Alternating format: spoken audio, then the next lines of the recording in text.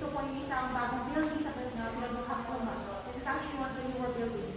23 years old pa lang po yung museo nila sa actually, because construction started in 1996 and then completed in 2000. So, Museo Lasal is what you would consider a lifestyle museum, meaning recreation po siya or replica ng 19th century stone houses o bahay na bato, which is para siyang residence ng wealthy ilustrado class noong panahon po ng mga Espanyol. Okay? So, the 19th century stone houses has 2 levels. So, yung pinaka-ground floor po ay gawa sa bato, and then yung middle quarter